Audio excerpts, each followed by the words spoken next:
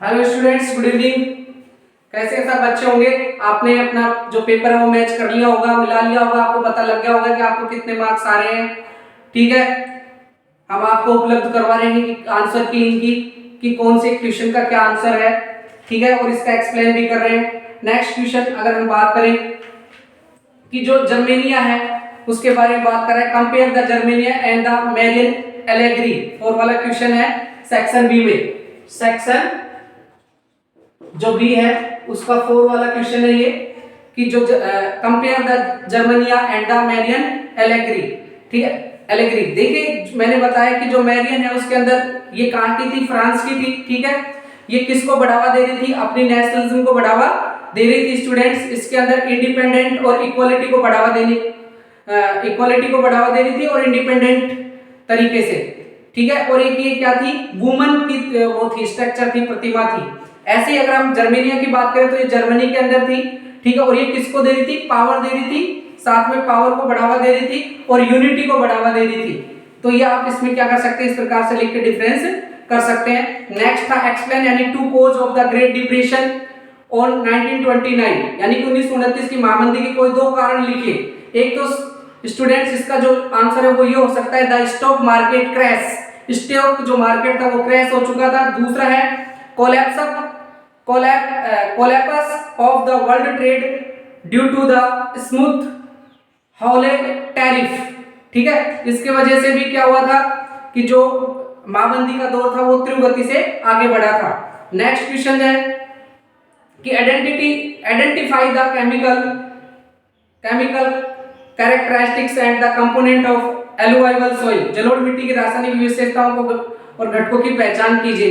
यार स्टूडेंट्स, जो एलुवाइवल सॉइल है वो किस प्रकार से इंपॉर्टेंट है, किन किन चीजों से मिलकर बनता है। ठीक है, इसका आंसर आपको लिखना था। नेक्स्ट क्वेश्चन था कि जो आपको चित्र दे रखा है इसको आइडेंटिफाई करके रेन वाटर जो है उसको आपको पिक्चर के द्वारा माध्यम से आपको देखना था। अब ये क्या है? टाँका भी हो सकता है स्टूडेंट्स कि हमने जो रूफ का जो पानी है उसको पाइप के माध्यम से नीचे अंडरग्राउंड एक टाँका बना देते हैं और उस टाँके के अंदर क्या जाता है? पानी जाता है। ये ध्यान रखेंगे।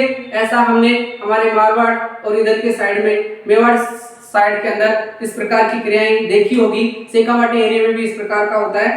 तो ये इंपॉर्टेंट है स्टूडेंट्स। टाँका बोल सकते हैं इसको कि जो रेनी सीजन में रूफ का पानी आता है उसके पानी को पाइप के द्वारा नीचे अंडरग्राउंड एक टैंक बना दिया जाता है और उसमें पानी जाता है। नेक्स्ट है स्टूडेंट्स कि in Sri Lanka relation between Sinhala and Tamil community standard due to the government policy due to any such policy in brief, यानी कि श्रीलंका में सरकार की नीतियों के कारण सिंगली व तमिल समुदाय के संबंध खराब हुए, ऐसी कोई नीति संक्षेप में स्पष्ट कीजिए।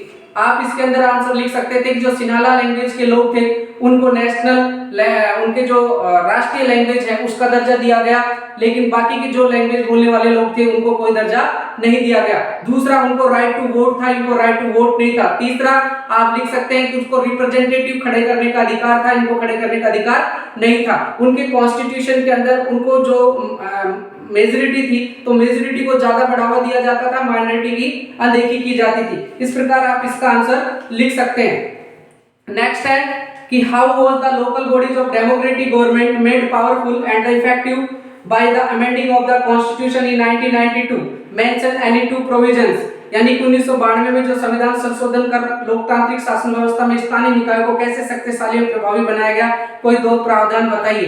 ठीक है, 1992 के अंदर जो प्रावधान थे वो किस प्रकार से पंचायती राज व्यवस्था को भी बढ़ावा दिया गया था और इसके अंदर जो राइट्स थे उनको भी उसके अंदर रखा गया था और उनके तहत रिजर्वेशन जो था उनको भी बढ़ावा दिया गया था।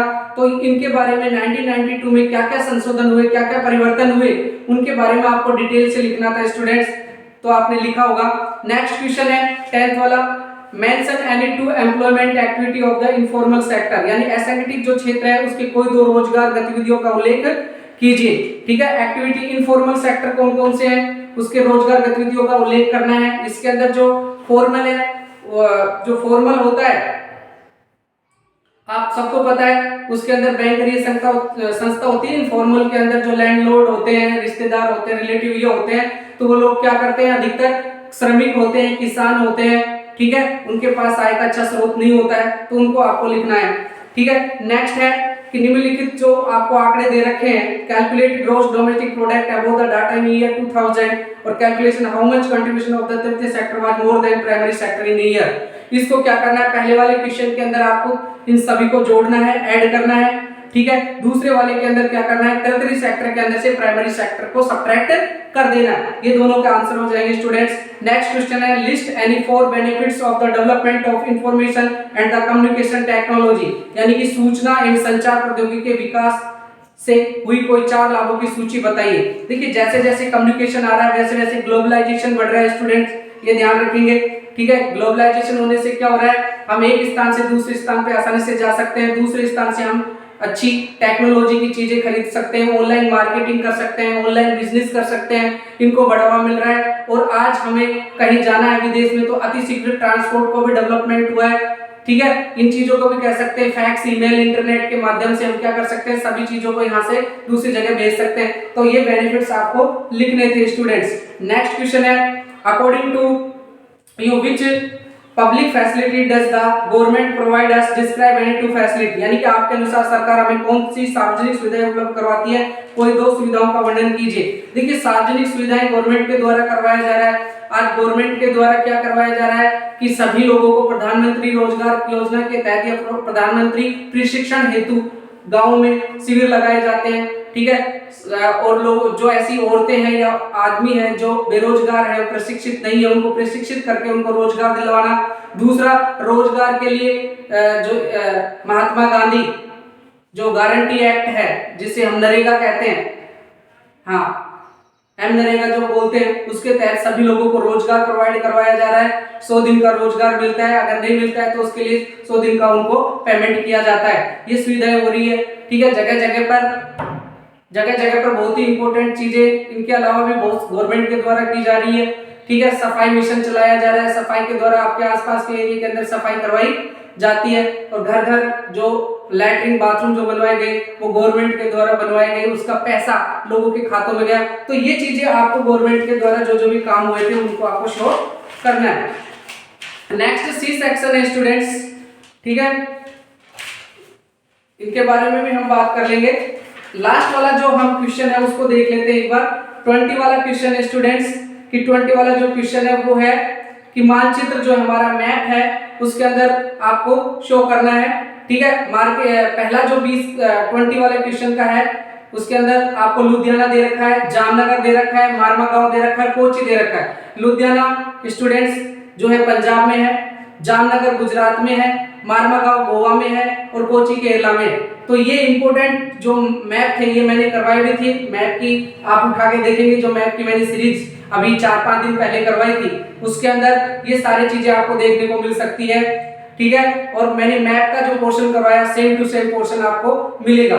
नेक्स्ट जो और के अंदर दे रखा है वो इससे और भी इजी दे रखा है स्टूडेंट्स, अमृतसर दे रखा है, ठीक है। अमृतसर कहां पर है, पंजाब के अंदर है, ठीक है। अहमदाबाद कहां पर है, अहमदाबाद आप सबको पता है गुजरात के अंदर है। तूतीकोरिन तमिलनाडु और हल्दिया वेस्ट बंगाल, ध्यान रखेंगे हल्दिया जो है वो वेस्ट बंगाल में है। तो इस प्रकार हम इंपोर्टेंट क्वेश्चन के साथ में पूरे के पूरे पेपर को सोल्व कर चुके हैं। और ये जो बड़ा जो पोर्शन है, लॉन्ग टाइप का पोर्शन है, इसके अंदर भी सिंपल घटनाएं दे रखी है, जैसे असहयोग आंदोलन है उससे पूर्व जो जो घटनाएं हुई उनके बारे में आपको लिखना है, ठीक है। जो हमारी पॉलिटिकल पार्टी है उसकी क्यों हमें आवश्यकता पड़ती है, नीड पड़ती है।